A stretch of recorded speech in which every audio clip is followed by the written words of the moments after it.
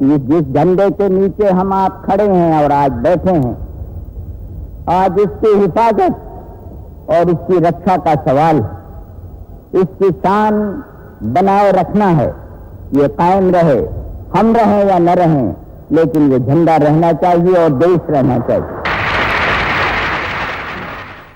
लाल बहादुर शास्त्री, एक ऐसा नाम जो लोगों की यादों में धीरे धीरे धुंधला पड़ता जा रहा है। वे बहुत कम समय के लिए देश के प्रधानमंत्री रहे, पर इतने लोकप्रिय हुए कि देखकर आश्चर्य होता है। 2 अक्टूबर सन 1904 को गंगा की पावन भूमि और भगवान विश्वनाथ की नगरी काशी में शास्त्री जी का जन्म हुआ। पिता बचपन में ही चल बसे। मां ने अभावों के बीच इनका लालन पालन किया। लाल बहादुर शास्त्री के जीवन की शुरुआत भारत के एक आम आदमी के जीवन की शुरुआत थी। शास्त्री जी जिस परिवार से आए थे वो देशभक्तों का परिवार था और शुरू से ही उनमें देशभक्ति कूट कूट कर भरी हुई थी। जब वो राजनीति के मंच पर शुरू से ही रहे, अनेक बार जेल गए, लेकिन उनकी देशभक्ति निरंतर बढ़ती गई और जेल की यातनाएं उन्होंने सही, उनके परिवार ने सही, लेकिन लाल बहादुर जी के चेहरे पर कभी शिकन आई नहीं। बचपन से ही शास्त्री जी कठोर परिश्रमी थे। शास्त्री इनका नाम नहीं था। काशी विद्यापीठ से शास्त्री की उपाधि प्राप्त की थी।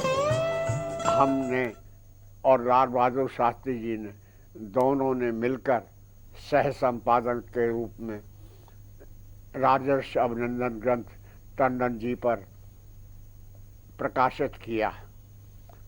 अब वो ग्रंथ तो तैयार हो गया, लेकिन जो शास्त्री जी को वो अपनी टिप्पणी लिखनी थी, संपादकीय लिखना था, वो नहीं लिख रहे थे। इसके लिए उसके तैयार होने में विलम्ब हो रहा था। तो मैंने उनसे निवेदन किया कि आपको समय की कमी है, यदि आप आज्ञा दें तो मैं आपकी शैली में, आपकी भाषा में कुछ लिख करके भेज दूं, उसको आप ठीक करके छपा दें। तो उन्होंने कहा, देखो व्यास, मैं जो है नाम का शास्त्री नहीं हूँ, मैंने तो विधिवत शास्त्री परीक्षा पास की है। और वो जो है दूसरे ही दिन उन्होंने जो है बड़ा सुंदर संपादकीय नोट लिख करके भेज दिया। अपने विद्यार्थी जीवन से ही शास्त्री जी गांधी जी की विचारधारा से प्रभावित होकर स्वतंत्रता आंदोलन में कूद पड़े। मेरी सारी शिक्षा इलाहाबाद में हुई। लाल बहादुर जी से मिलने के जाने कितने अवसर आए। आनंद भवन जो कि बाद में स्वराज्य भवन बना, कांग्रेस की सारी राजनीतिक प्रवृत्तियों का केंद्र था। गांधी जब कभी आते थे वहाँ पर ठहरते थे और ये सारे के सारे कांग्रेस के कार्यकर्ता उस ज़माने में लाल बहादुर जी भी एक कार्यकर्ता के रूप में थे। लेकिन कार्यकर्ता के रूप में कांग्रेस को जो उन्होंने योगदान दिया, उसकी राजनीतिक प्रवृत्तियों में, उसके आंदोलनों में, उनसे वो निरंतर आगे बढ़ते गए। राजनीति में रहकर भी वे उसकी बुराइयों से अलग थे। जो अच्छा लगा उसे सहज भाव से अपना लिया और जो बुरा लगा उसे निर्ममता से छोड़ दिया। वे जानते थे कि देश की जरूरतें क्या है, आम आदमी चाहता क्या है। बहुत सी बातें हैं। मैं ये आपको बड़ी छोटी सी बात बताती हूँ। वो ये राशन सब्जी, ये कभी भी हम लोगों से नहीं पूछते थे कि क्या भाव है क्या नहीं है। नौकर से पूछा करते थे कि तुम क्या भाव लाए हो। कहते थे कि नौकरों से पूछकर हमें सही स्थिति मालूम होती है कि क्या भाव बाजार में बिक रहा है, मतलब कहाँ पे क्या गलत है और कहाँ पे क्या सही है। जैसे आजकल इतने हाई रेट हो जाते हैं, तो उसका दाम का पता लगाने के लिए वो नौकरों से पूछते थे कि तुम क्या भाव लाए हो। सब कई यादें हैं। बच्चों के प्रोग्राम में आए तो कहने लगे कि शायद मुझको इस प्रोग्राम में इसीलिए बुलाया जाता है कि मैं छोटे कद का हूँ। हंसी मजाक चुटकुले ले लिया करते थे। एक बार ऐसा हुआ कि बनारसी दास चतुर्वेदी का अभिनंदन समारोह था। मैं शास्त्री जी को आमंत्रित करने के लिए यहाँ आया। शास्त्री जी, हमने कहा शास्त्री जी बनारसी दास चतुर्वेदी का अभिनंदन है, मैं चाहता हूँ कि वो आप हमारे मुख्य अतिथि बन के और उनके अभिनंदन समारोह में सम्मिलित हों, हम लोगों को खुशी होगी। शास्त्री जी बहुत खुश हुए, कहना हम ज़रूर चलेंगे। मैंने देखा कि साहित्यकारों का सम्मान करना उनके लिए लगता था बड़ी खुशी की बात हुआ करती, ऐसे अवसर की तलाश करते थे। खैर वो गए। जो मेरे बड़े भाई हैं लज्जाराम जी, वो 100 साल से ऊपर हो गए हैं इस वक्त। उनकी बहुत गहरी दोस्ताना था, उनके साथ नज़दीकी मित्रता थी। उनके साथ में उनके घर जाता था और वो बात करते थे तो बीच बीच में मुझे भी कभी कभी शास्त्री जी मौका देते थे कि आप भी बताओ क्या हाल चाल है, इसलिए मैं जानता। एक बार मैं उनके पास गया, मैंने कहा कि शास्त्री जी बेटी का विवाह है, उसमें आपको आना है। तो मुझसे बोले कि अगर आप यहाँ नहीं आएंगे तो कहाँ ठिकाना लगेगा। हंसते हुए बड़े विनोद के साथ बात करते थे। तो उन्होंने कहा कि ठीक है मैं आ जाऊँगा। हम लोगों ने 7 बजे स्वागत का कार्यक्रम रखा था। 7 बज गए, 8 बज गए, शास्त्री जी नहीं आए। तो मैंने समझ लिया कि कोई कार्यक्रम उनका बन गया होगा, उसकी वजह से नहीं आ पाए। लेकिन जब सब लोग आकर चले गए तो देखते ग्राउंड की एक कार आकर रुकी और उसमें शास्त्री जी उतर कर आए। हंसते हुए बोले, देर तो हो गई लेकिन सारे काम निपटा कर आया हूँ, मुझे अब कोई जल्दी नहीं है। उन्होंने मेरे सारे परिवार के एक एक सदस्य का परिचय लिया और परिचय इतना ही नहीं, बैठे वहाँ पर और बैठने के बाद में उन्होंने तश्तरी में मिठाई और नमकीन लेकर उन्होंने मेरी बेटी को और मेरे दामाद को उनको दिया। इतनी आत्मीयता, मैं तो हैरान था कि एक आदमी जो राजनीति में रात दिन समस्याओं से जूझता है, वो एक प्रकार से कुछ कठोर हो जाता है। लाल बहादुर जी में अंत तक कठोरता कभी आई नहीं। बाबूजी पुलिस मंत्री थे लखनऊ में। तो एक आदमी आया नौकरी के लिए, अपने बेटे की नौकरी के लिए आया। तो बाबूजी ने उससे कहा कि देखो बेटे की तुम्हारी हाइट बहुत कम है, इसलिए ये पुलिस में तो नहीं भर्ती हो सकता है। तो वो खींच गया और कहा खुद तो 4 फीट के हैं, तो होम मिनिस्टर बने हुए हैं, और मेरा बेटा जो है वो पुलिस में भी भर्ती नहीं हो सकता है। तो बाबूजी मुस्कुराए और जो उनके आसपास लोग खड़े हुए थे उसको पकड़ने लगे। तो बाबूजी ने कहा नहीं इसको मत पकड़ो भाई, ठीक ही तो कह रहा है। तो बाबूजी ने उससे कहा नहीं बाबा देखो ऐसा है कि होम मिनिस्टर तुम्हारा बेटा भी बन सकता है, लेकिन पुलिस में भर्ती हमारी भी नहीं होगी। और इतने सुंदर ढंग से कहा कि वो पिघल गया, उसने पैर छुआ और सब देखते हुए दंग रह गए कि देखो कितनी अच्छी बात हो। मतलब कोई दूसरा हो तो पकड़ के ले जाए कि ये ऐसे कैसे बोल रहे हो, ऐसे कि ये, लेकिन बहुत ही नम्रता से और बहुत सुंदर ढंग से उसको समझाया और बहुत खुश होकर चला गया। क्या बात ठीक है। शास्त्री जी दफ्तर जाने को तैयार, गाड़ी लगाई गई तो वो गाड़ी थी कैडिलैक। उन्होंने कहा कि कौन आया है मिलने के लिए। तो किसी ने कहा कि आपको कार्यालय जाना है तो आपके लिए गाड़ी लगाई गई है। किसने कहा? एकदम उनकी त्योरी चढ़ी और चढ़ने के बाद उन्होंने कहा कि एम्बेसडर गाड़ी का क्या हुआ, उसको लाओ। शास्त्री जी कैडिलैक गाड़ी में नहीं बैठे, उन्होंने अपनी गाड़ी मंगवाई एम्बेसडर और उससे वो गए। यह है मेरे जीवन का अत्यंत सुखद संयोग है कि मैं भारत के माता के सपूत, सादा जीवन, उच्च विचार के धनी श्री लाल बहादुर शास्त्री का स्नेह भाजन बन चुका। ये ऐसा बना कि हमारे दोनों के पारिवारिक संबंध हो गए। वे मेरे घर में चाहे जब चले आते थे और उन्हें पराठे बड़े पीते और आकर के पराठे बनवाते और पुदीने की चटनी के साथ खाया करते थे।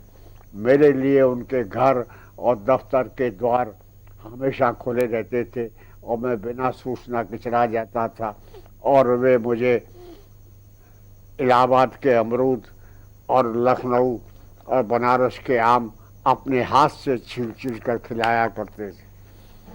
इसलिए मैंने लिखा कि जग के लिए बड़े नेता थे पर मेरे तो थे घर के, धरती पर आए थे मानो स्वयं बृहस्पति अंबर के।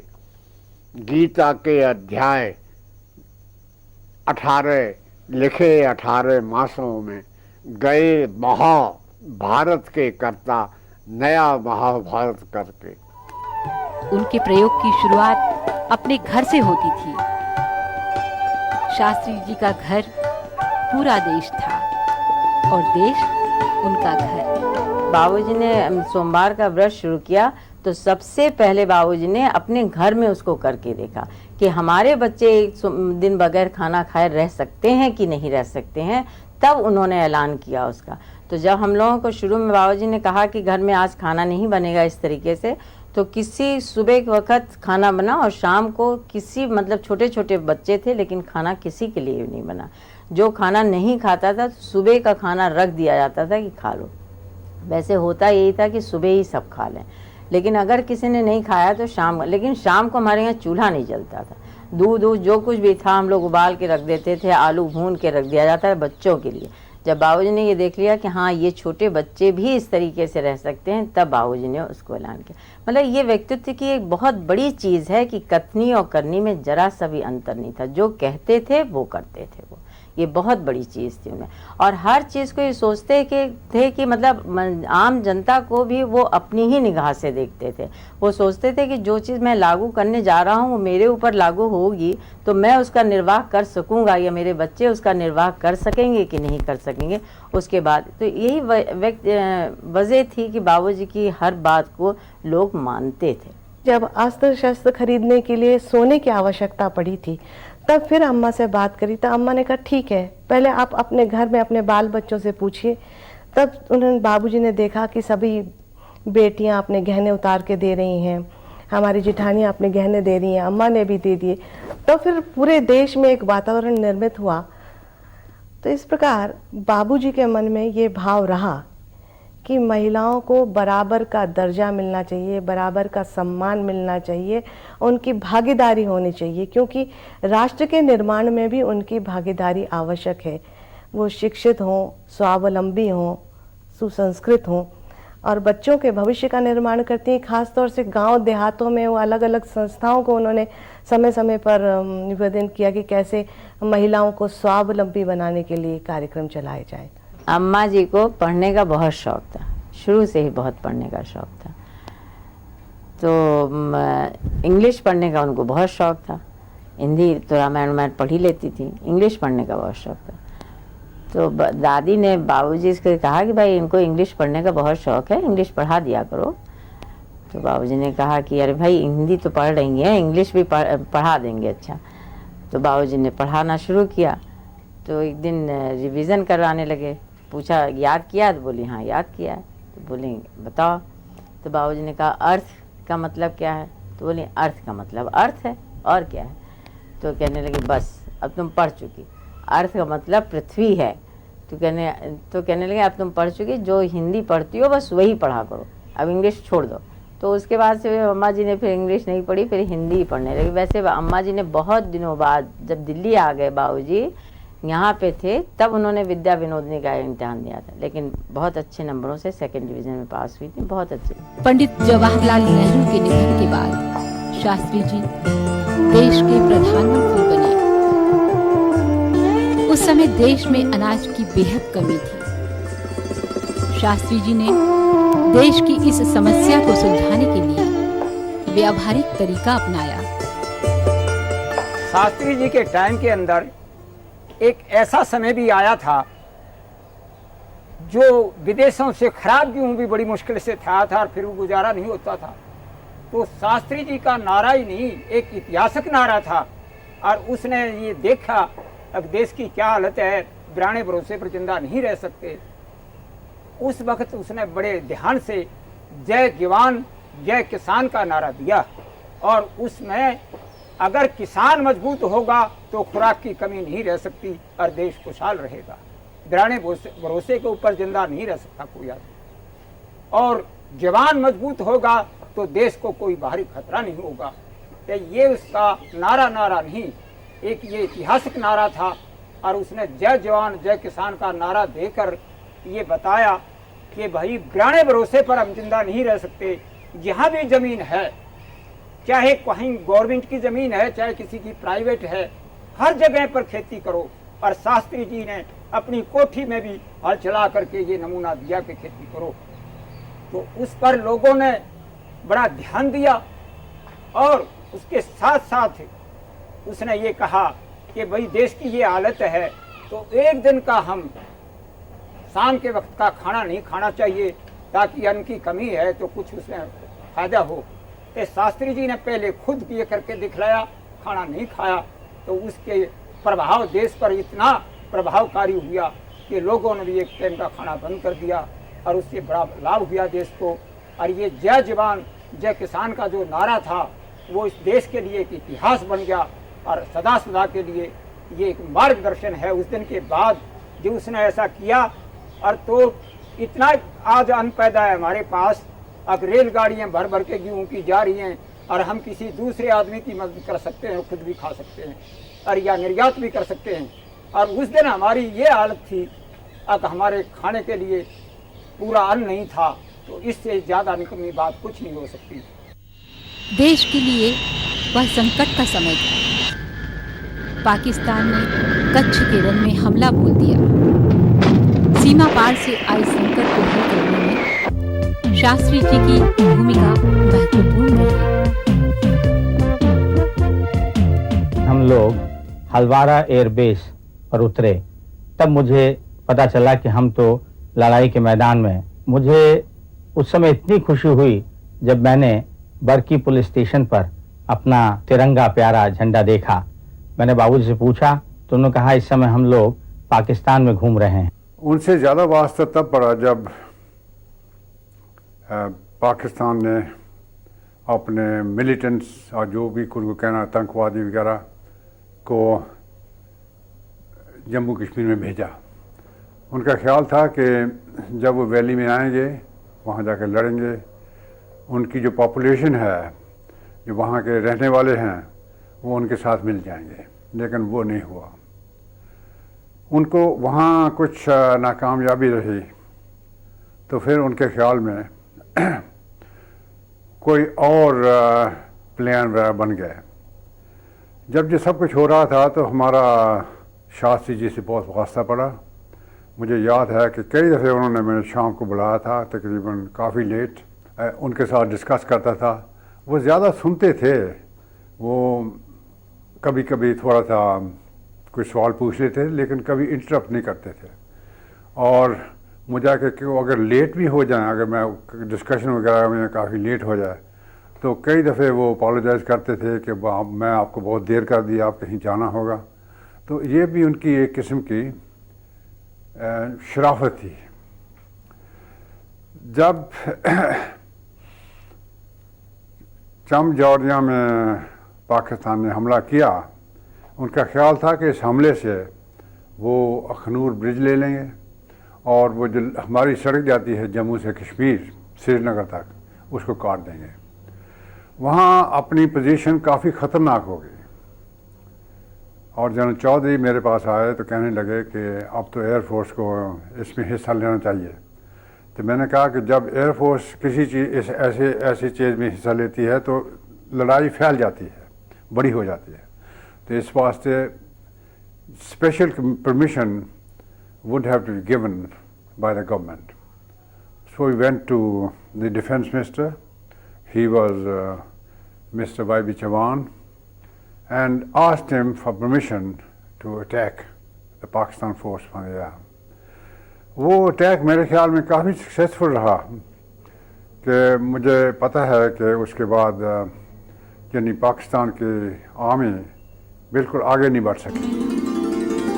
शास्त्री जी की जीवन यात्रा भारत के एक सामान्य नागरिक के देश के प्रधानमंत्री जैसे महत्वपूर्ण पद पर पहुंचने की कहानी है। कद से वे बेशक छोटे थे, पर सचमुच वे बहुत बड़े इंसान थे।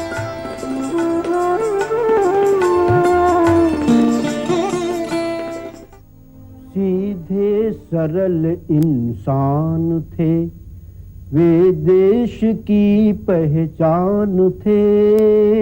सीधे सरल इंसान थे। हो युद्ध या हो शांति, वे हर समय एक समान थे।